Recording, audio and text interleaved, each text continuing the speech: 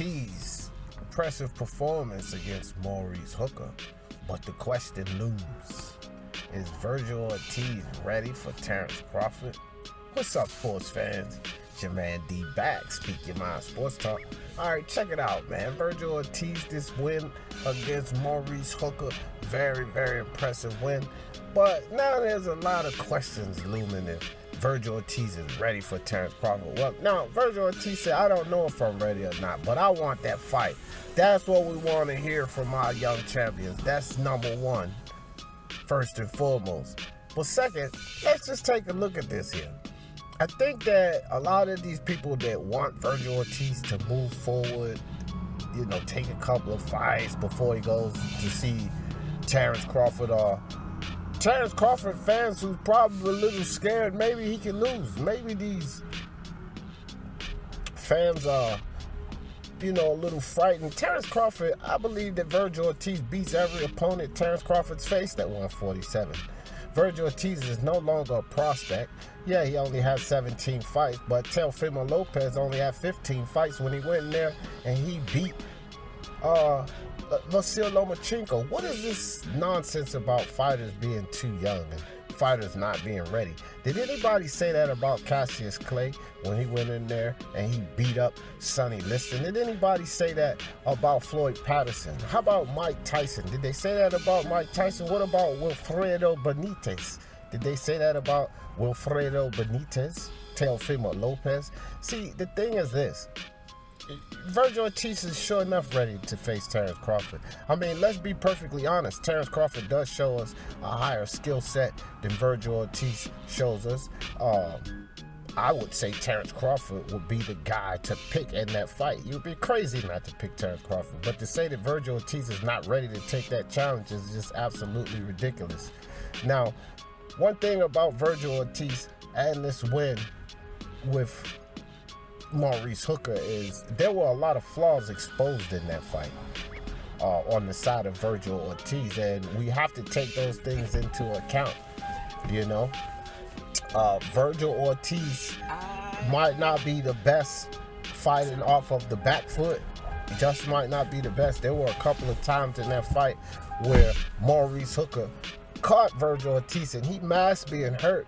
Let me tell you something, guys. Maurice Hooker hurt him, and if Maurice Hooker moving up from 140, not acclimating to that division, this is the first fight, mind you, that he's taken at 140, and he was able to implement a game plan and actually hurt Vergil Ortiz. Vergil Ortiz showed a lot of heart and he weathered the storm. He got through that fight, you see. So this is what we want to see from our young champions. We want to see them weather the storm, get through that fight. Sorry about the noise, guys. The little blip on the screen. Out getting some lunch. But anyway, to tell you the truth, man, Vergil Ortiz, yeah, he's ready. And I think that a lot of these Crawford fans may be afraid. There's a lot of haters involved in this, too. You got Dante's Boxing Nation and Ego and Aki TV and these idiots, you idiots, talking about, Vergil Ortiz better lay back and all of this nonsense. Listen here, man. That's just coming from pure hate. They don't like Bud Crawford, but they don't like Vergil Ortiz either because he's Mexican.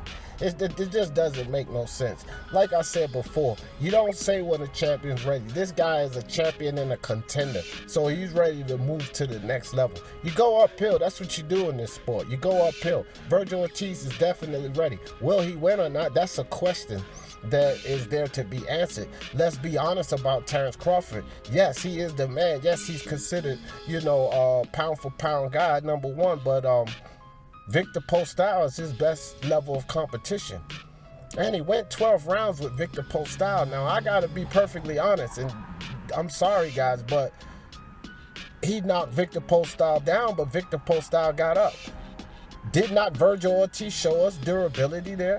Yes, it's safe to say that Terence Crawford hits harder than Maurice Hooker.